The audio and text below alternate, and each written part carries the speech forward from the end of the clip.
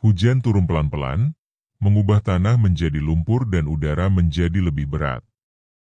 Di sudut kota yang nyaris dilupakan, seorang pria tua dengan pakaian compang-camping sedang menunduk di antara tumpukan sampah.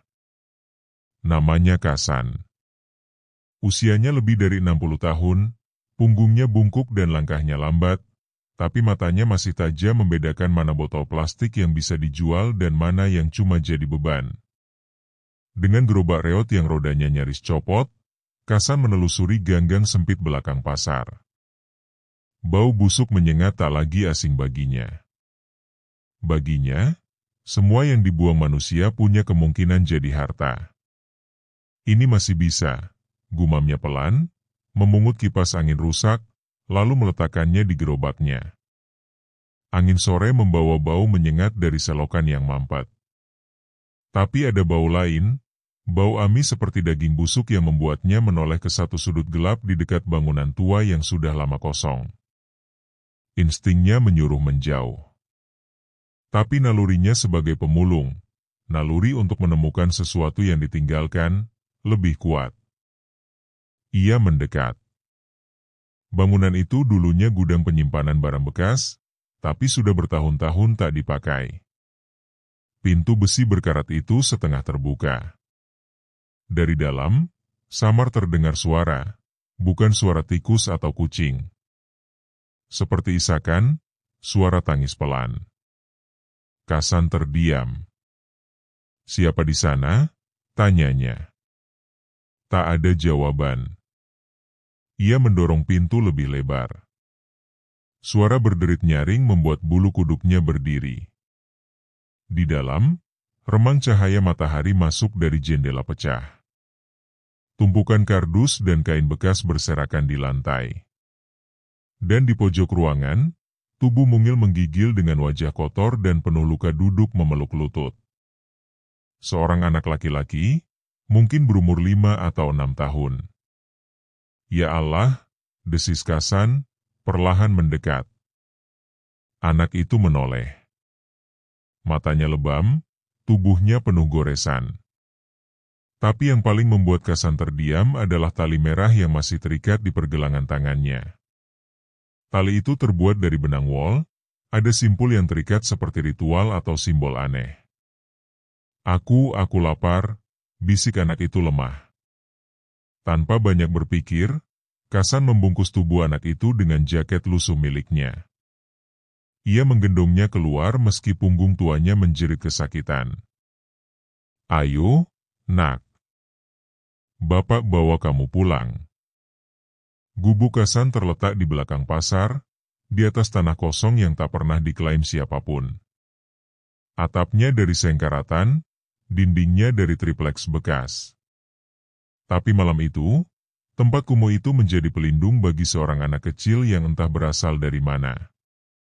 Kasan membuatkan bubur instan dari sisa beras dan kaldu sachet. Anak itu makan dengan rakus, seperti sudah berhari-hari tak diberi makan. Saat perutnya kenyang, ia mulai bicara pelan, patah-patah. Namaku Damar. Damar, kamu dari mana? Orang tuamu di mana? Tanya Kasan lembut. Damar diam. Matanya menatap dinding, kosong. Aku dibawa orang. Mereka ikat aku. Gelap. Bau darah. Ada orang-orang berpakaian hitam. Mereka nyanyi-nyanyi, bisiknya dengan suara serak. Kasan mematung. Hatinya mencelos.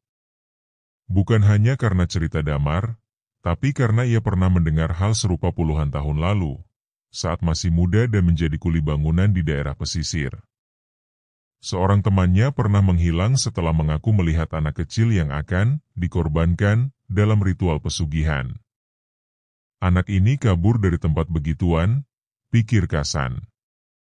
Seketika udara di dalam gubuk terasa dingin.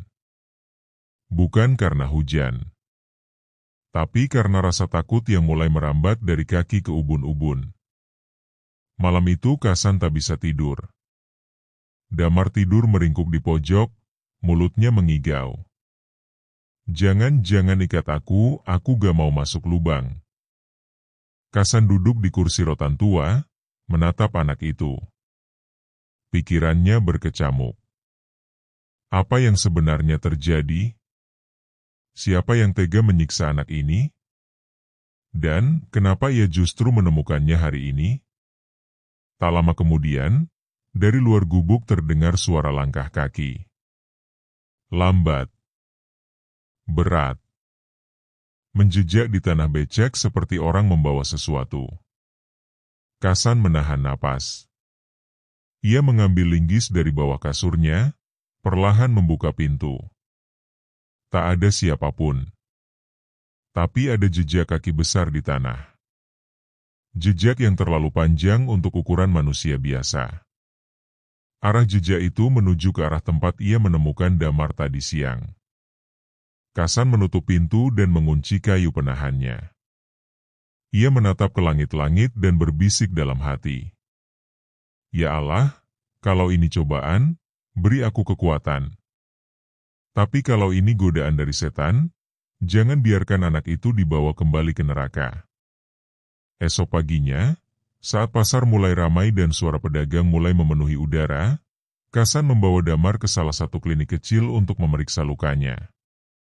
Ia bilang kepada perawat bahwa anak itu ditemukan di tempat sampah. Polisi pun dipanggil. Tapi yang membuat Kasan heran, polisi itu hanya datang sebentar lalu pergi, bahkan setelah melihat luka-luka di tubuh Damar. Ini urusan keluarga. Ada yang akan menjemput, kata polisi itu dingin. Kasan merinding. Ia tahu instingnya benar.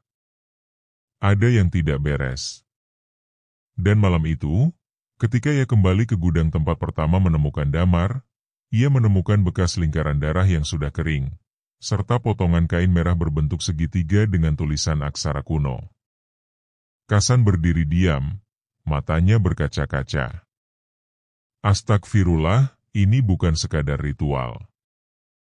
Ini perjanjian setan. Dan tanpa ia sadari, sejak ia menolong Damar, dirinya telah menjadi bagian dari cerita yang lebih gelap dari malam paling sunyi. Pagi itu langit Jakarta terlihat gelap meski matahari sudah tinggi. Awan menggantung seperti pertanda buruk, dan udara terasa lebih berat dari biasanya.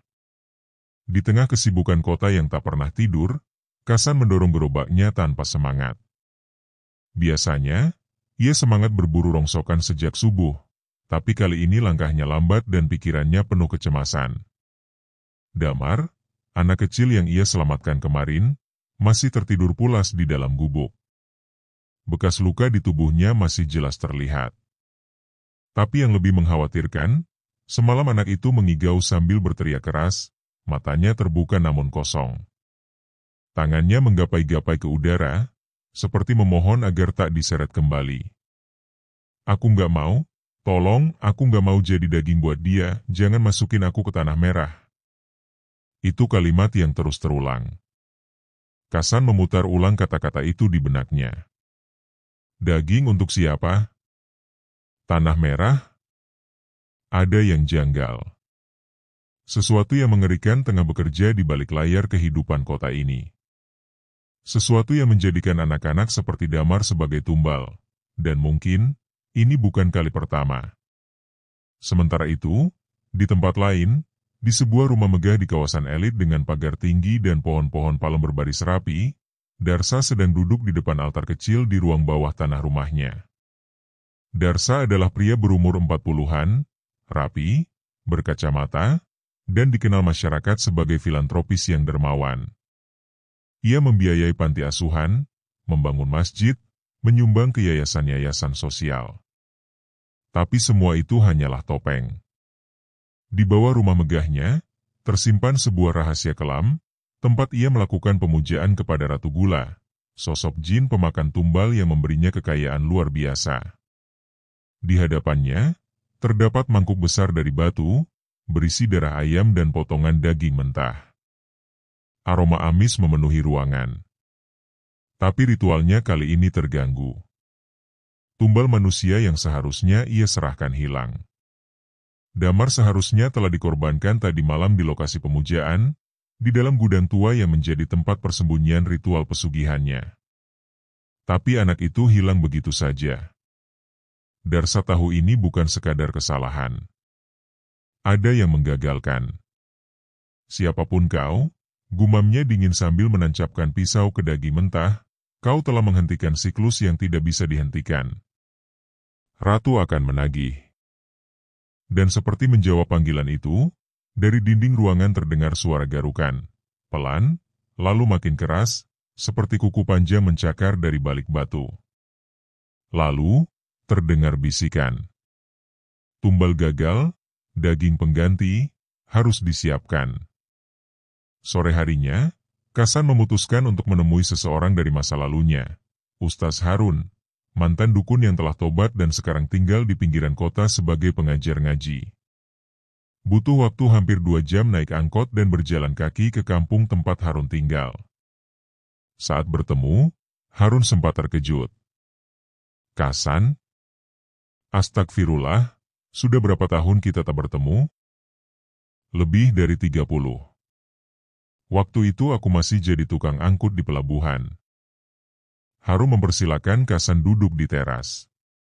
Kasan menceritakan semuanya, tentang Damar, gudang tua, simbol kain merah, suara-suara di malam hari, dan mimpi-mimpi Damar yang aneh.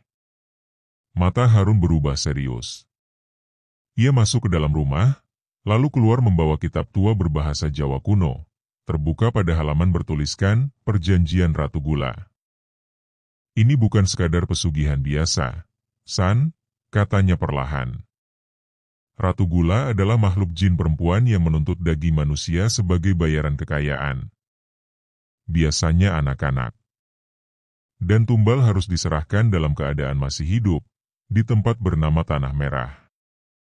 Tanah Merah? Kasan menggigil. Iya. Itu nama lokasi ritual. Biasanya tanah kosong yang dikubur darah sebelum tumbal ditanam hidup-hidup. Mereka percaya darah yang masuk ke perut bumi akan membuka jalan kekayaan. Kasan memejamkan mata. Ingatannya kembali pada lingkaran darah yang ia lihat di lantai gudang. Ia yakin, itulah tanah merah yang dimaksud. Kalau tumbalnya gagal, apa yang terjadi? Tanya Kasan. Makhluk itu akan menagih, bisa ke pelakunya langsung, atau orang yang mengganggu prosesnya. Kau sudah ditandai, San. Malam itu, teror dimulai. Kasan yang kembali ke gubuknya mendapati pintu terbuka. Damar meringkuk di bawah meja, gemetar, matanya merah seperti habis menangis lama. Ada yang datang, bisiknya. Dia berdiri di luar jendela. Dia tinggi, kakinya terbalik, tangannya panjang. Dia nggak punya wajah. Kasan menelan ludah. Hatinya mencelos. Ia mendekati jendela, tapi tak ada apapun di luar. Sampai tiba-tiba. Tok, tok, tok. Suara ketukan pelan di pintu kayu. Kasan menggenggam linggis di tangan. Siapa? Tak ada jawaban. Ia membuka pintu cepat. Tak ada siapapun. Tapi di depan gubuknya, tertancap sebatang boneka jerami. Tinggi, kurus, lehernya dililit tali merah. Di dadanya, tertulis dengan darah kering. Tumbal harus diganti. Jika tidak kau yang akan ditelan. Keesokan paginya, Kasan membawa Damar dan kabur dari gubuknya. Ia tahu mereka sudah tak aman lagi. Tapi kemanapun mereka pergi, selalu ada tanda-tanda mereka diawasi, kucing mati tergantung di gerbang, suara perempuan tertawa saat fajar, bahkan bayangan panjang yang muncul di dinding meski tidak ada cahaya. Kasan mulai sadar, ini bukan hanya soal menyelamatkan anak kecil. Ini soal menghentikan ritual iblis yang selama ini terus berlangsung. Ritual yang telah memakan banyak korban dan terus diberi makan oleh manusia-manusia rakus seperti Darsa. Dan hanya satu cara menghentikannya. Menghadapi iblis itu di tanah asalnya. Malam turun cepat di perbatasan kota. Angin dari selokan kering membawa bau amis, tanah basah, dan sesuatu yang lebih menyeramkan, bau daging membusuk. Kasan dan Damar berlindung sementara di sebuah bangunan kosong bekas terminal yang sudah puluhan tahun terbengkalai.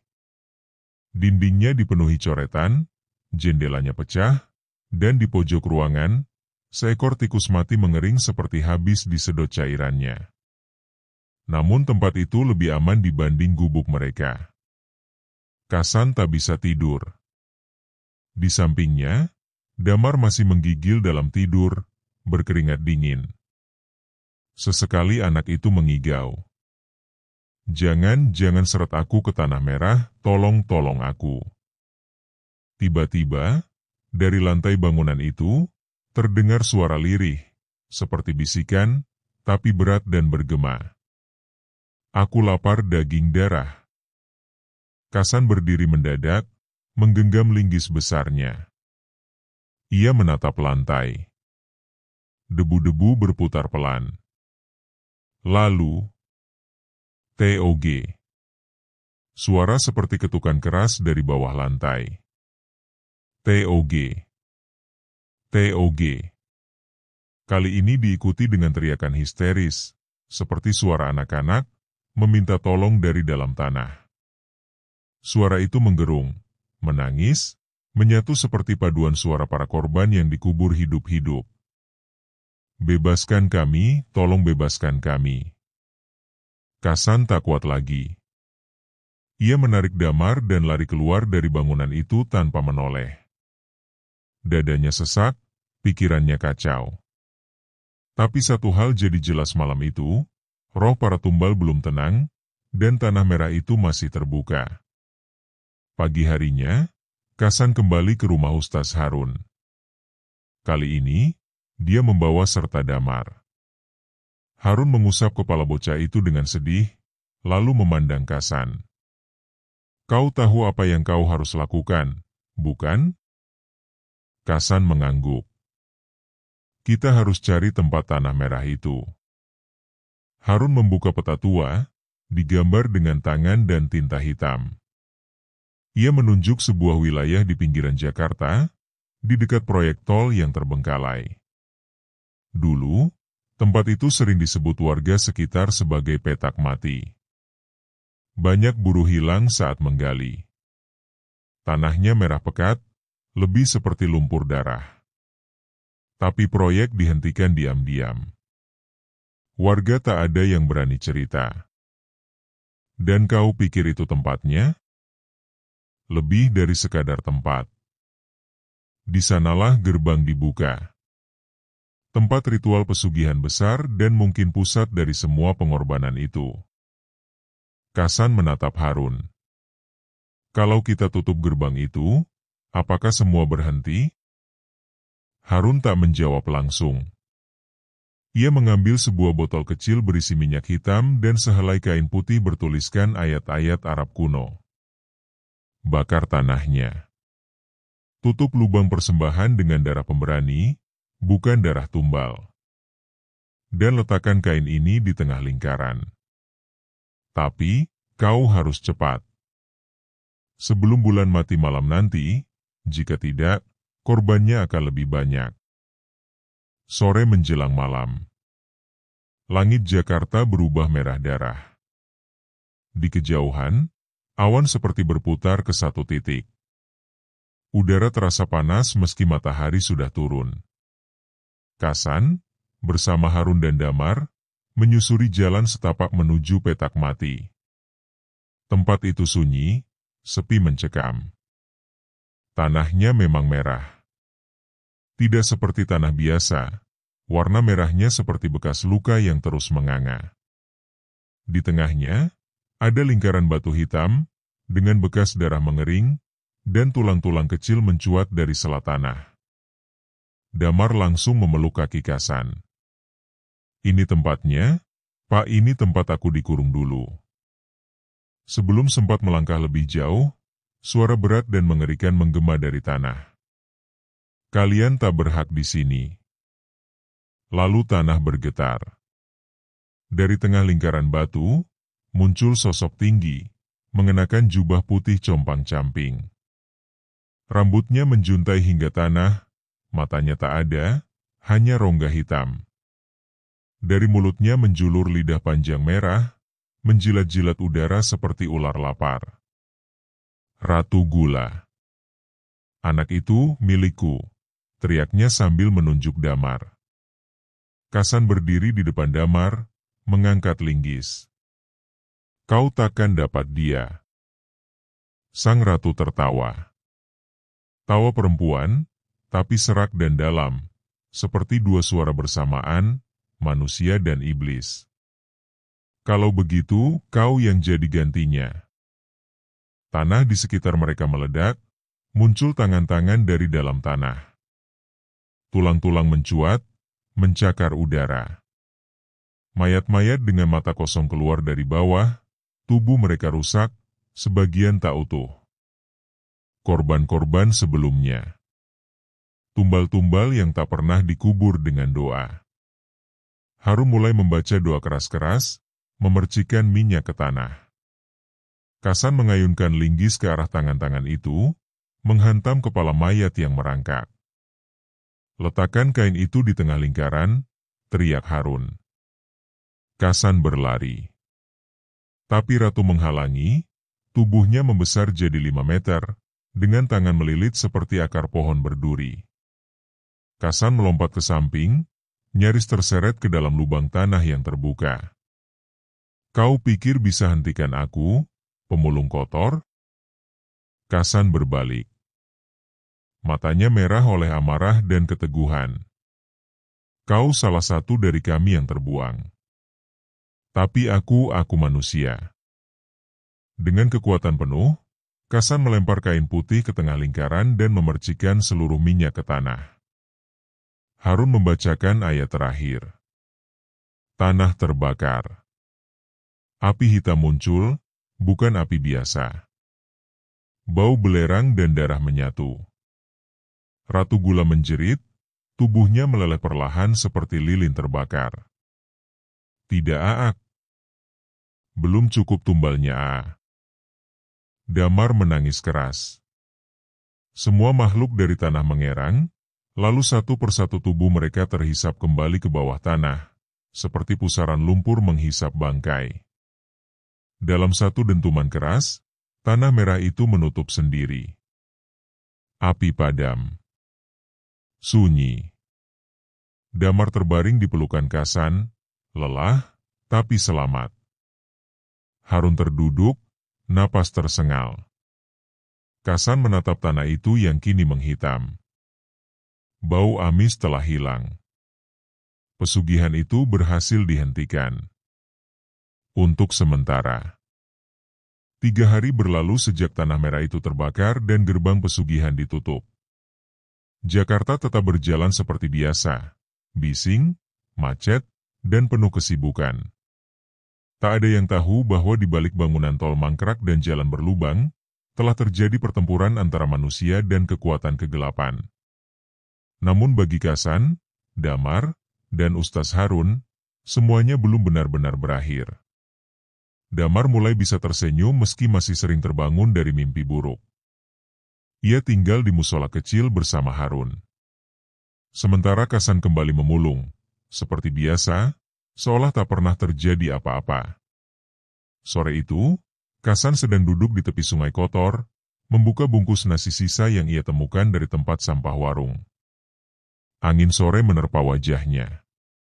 Ia mendongak, langit masih kelabu, tapi tak semenakutkan hari-hari sebelumnya. Tiba-tiba, sudah kubilang kau bukan orang biasa, San. Kasan kaget. Suara itu familiar.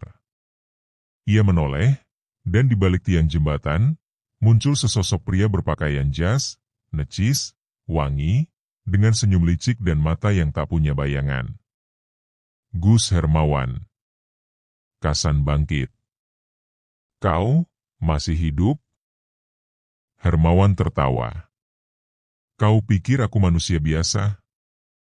Aku cuma utusan alat wakil dari sesuatu yang lebih besar. Kasan menggenggam erat besi karatan di tangan. Apa yang kau mau? Bukan aku yang mau, tapi majikanku. Dia ingin bicara langsung padamu. Kau berhasil menutup gerbang, San. Itu bukan hal kecil. Kami mengamati. Kau menolak kekayaan, padahal kau bisa ambil semuanya. Uang, kekuasaan, perempuan, hidup mewah. Kasan meludah ke tanah. Kekayaan yang ditukar nyawa anak-anak? Kalian itu bajingan. Hermawan tersenyum lebar. Kami? Atau manusia yang minta duluan? Angin mendadak dingin. Hermawan mendekat, dan saat ia berdiri hanya satu langkah dari Kasan, kulit wajahnya mulai retak. Matanya berubah merah menyala. Kalau kau ingin tahu kebenaran, datang malam ini. Sendiri. Kebangunan tua tempat pertama kau dengar jeritan dari dalam tanah. Lalu Hermawan menghilang, seolah disapu angin. Malam itu, meski Harun melarang keras, Kasan tetap datang. Ia berjalan sendirian ke bekas terminal tua itu. Kali ini, bangunannya terasa berbeda. Tak ada suara tikus. Tak ada bau bangkai. Hanya kesunyian yang menusuk. Tiba-tiba, seluruh ruangan jadi gelap. Lilin-lilin menyala sendiri di sepanjang dinding, membentuk sebuah lingkaran api.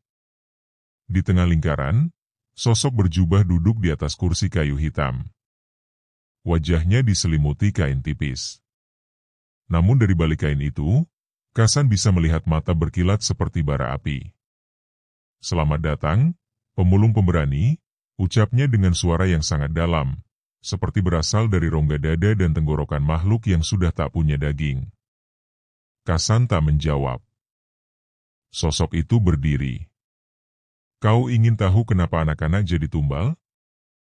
Kenapa darah mereka begitu disukai oleh kami?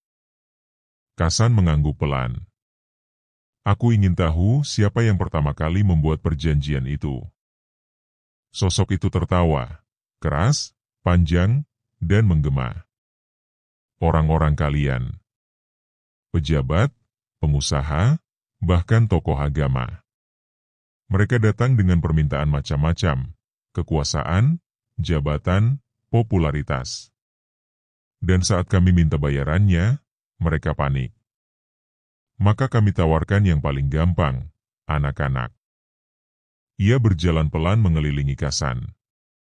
Anak-anak itu bersih. Belum penuh dosa. Darah mereka manis. Jiwa mereka terang. Maka ketika dikorbankan, energi mereka luar biasa kuat. Kasan menahan amarahnya. Dan Hermawan? Dia cuma calo. Banyak seperti dia. Tapi sedikit yang berani mengelabui kami, kau salah satunya. Sosok itu berhenti, menatap Kasan dalam-dalam. Tapi kau harus tahu satu hal, Kasan. Meskipun gerbang ditutup, kontrak belum selesai. Masih ada satu tumbal tersisa. Kasan terdiam. Lalu matanya membelalak. Siapa? Kau, jawab sosok itu datar. Dalam sekejap, api melingkar menyala lebih besar. Dinding bangunan meleleh seperti malam pesugihan. Dari kegelapan, ratusan tangan keluar lagi, mencoba menarik Kasan masuk. Namun kali ini, Kasan tak melawan. Ia berdiri diam. Maka ambil aku asal jangan sentuh damar lagi. Sosok itu mendekat. Kau benar-benar mau mati demi anak itu? Padahal dia bukan anak kandungmu. Bahkan kau hidup dari sisa-sisa dunia. Kau tak punya apa-apa. Kasan menatap lurus. Justru karena aku tak punya apa-apa, maka aku tahu nilainya manusia. Sesaat kemudian, api padam. Sosok berjubah menatapnya dalam diam, lalu berkata, "Baik. Kau bebas. Tapi dengar ini, kami akan kembali. Dan saat kami datang lagi, akan lebih banyak yang menyerahkan anak-anak mereka sendiri. Dan mungkin, kali ini mereka tak akan punya pemulung sepertimu untuk menyelamatkan mereka. Lalu ia lenyap. Semua menjadi gelap. Saat Kasan terbangun, ia sudah berada di bawah kolong jembatan, tubuhnya kotor, tetapi utuh. Di saku bajunya, ada sepotong kertas lusuh bertuliskan satu kalimat. Jika suara tanah kembali terdengar, waktumu telah tiba. Tahun-tahun berlalu. Jakarta berubah. Bangunan-bangunan bertambah tinggi, jalanan makin padat, dan manusia semakin sibuk mengejar mimpi-mimpi mereka yang berkilau tapi rapuh. Tapi di antara mereka, ada satu pria tua yang masih berjalan dengan gembolan karung di pundaknya. Kasan, si pemulung. Rambutnya telah memutih, jalannya mulai goyah, tapi sorot matanya tetap sama, tajam dan penuh kewaspadaan. Tak ada yang tahu bahwa pria tua itu pernah menutup gerbang pesugihan yang menelan banyak nyawa anak kecil. Tak ada yang tahu bahwa ia pernah berhadapan langsung dengan iblis. Tak ada yang tahu, kecuali segelintir orang, termasuk Damar, yang kini menjadi guru ngaji dan relawan anak jalanan. Malam itu, suasana Jakarta diguyur hujan deras. Petir menyambar langit, membelah awan seperti luka yang terbuka. Kasan duduk di dalam bilik reotnya, menatap selembar kertas lusuh yang sudah ia simpan selama bertahun-tahun. Jika suara tanah kembali terdengar, waktumu telah tiba. Seharusnya ia tak percaya lagi pada peringatan itu. Tapi entah kenapa, malam ini, perut tanah di kolong jembatan tempat ia tinggal terasa bergetar. Halus, tapi nyata. Seperti dengkuran sesuatu yang tidur terlalu lama. Tiba-tiba terdengar tangisan anak kecil. Samar. Lalu diikuti jeritan pendek, seperti tercekik. Kasan berdiri. Ia mengambil senter, lalu perlahan berjalan keluar gubuknya. Di bawah jembatan, tanah basah oleh air hujan. Tapi di satu sudut, ia melihat tanah mengering seperti diserap dari bawah. Dan di atasnya, sebuah mainan mobil-mobilan berlumuran lumpur. Kasan mengangkat mainan itu. Masih hangat. Langkah kaki kecil terdengar lari. Ia menoleh. Sosok anak kecil dengan wajah pucat berlari ke arah semak-semak, lalu menghilang tiba-tiba, seolah menembus dimensi. Tidak, mereka kembali, gumam Kasan. Keesokan harinya, Kasan menemui Damar, kini sudah dewasa dan memiliki yayasan untuk anak-anak telantar. Wajah Damar berubah tegang saat Kasan menceritakan suara tanah dan mainan mobil-mobilan. Ini seperti, dulu lagi, kata Damar lirih. Kasan mengangguk. Dan aku tahu, kali ini aku tak bisa melawan sendirian. Mereka memutuskan pergi ke bangunan tua di terminal yang dulu. Tapi saat tiba di sana, mereka terkejut. Bangunan itu telah dibongkar, dan di atasnya sedang dibangun mal baru. Gerbang itu dikunci oleh tanah dan api. Kalau sekarang dibongkar begitu saja, mungkin segelnya pecah, Kasan bergumam. Dan benar saja. Saat mereka menyelinap ke bagian bawah pondasi, ditemukan lubang dalam seperti sumur. Dinding-dindingnya berlumuran darah kering. Dan dari dalamnya, terdengar gumaman-gumaman asing dalam bahasa yang bukan manusia. Damar gemetar. Kita harus tutup lagi, tapi bagaimana? Kasan menatap dalam. Ia tahu jawabannya. Dulu aku datang sebagai orang asing. Tapi kini, mungkin aku memang yang terakhir. Malam berikutnya, Kasan mempersiapkan diri. Ia hanya membawa sebotol air wudhu, sebongkah batu dari makam anak-anak yatim, dan karung lamanya yang dulu pernah ia gunakan saat menutup gerbang pertama. Ia kembali ke lubang itu. Seorang diri. Damar ingin ikut, tapi Kasan menolak. Kau jaga anak-anak. Itu lebih penting. Saat tengah malam, langit menggelap, bukan oleh awan, tapi oleh asap hitam yang keluar dari tanah. Di atas tanah bekas pembangunan itu, angin berhenti bergerak. Semua jadi diam. Kasan duduk bersila di tepi lubang. Aku tahu kalian masih lapar. Tapi tumbal terakhir sudah pergi. Suara dari dalam tanah menggema, parau, serak, dan berlapis ribuan lidah. Kami belum selesai. Kasan menunduk. Maka ambil aku. Tapi setelah itu, biarkan anak-anak hidup. Dari dalam lubang, tangan-tangan hitam mulai merayap keluar. Kasan membuka karungnya. Dari dalam, ia keluarkan batu makam dan meletakkannya di mulut lubang. Batu itu bergetar. Tiba-tiba, dari arah timur, cahaya adzan subuh terdengar sayup-sayup. Seolah waktu sendiri ikut menyaksikan pertarungan terakhir seorang pemulung dengan para pemangsa jiwa. Kasan menengadahkan tangan. Ya Allah, jika ini syaratnya, aku rela. Tangan-tangan itu mencengkeram tubuhnya. 1 detik sebelum tubuhnya terseret ke dalam, Kasan sempat berteriak. Damar. Jangan biarkan anak-anak jalanan diambil lagi. Ajari mereka hidup, bukan dibeli oleh orang kaya. Lalu tubuhnya lenyap. Tanah tertutup kembali. Sunyi. Pagi hari. Damar berdiri di tempat kejadian. Lubang itu kini tertutup tanah padat. Di atasnya tumbuh satu pohon kecil yang entah dari mana datangnya. Daunnya hijau muda, dan batangnya menghadap langit. Tak ada lagi jeritan. Tak ada lagi tangisan. Hanya sunyi yang damai. 5 tahun kemudian. Yayasan Harapan Jalanan milik Damar berkembang. Ratusan anak jalanan kini hidup layak. Belajar. Bermain. Tak ada yang tahu bahwa semua itu berawal dari seorang pemulung tua yang bahkan tak pernah mengenyam sekolah. Di ruang tamu kecil yayasan, tergantung satu foto pudar. Kasan. Tersenyum dengan karung di punggungnya.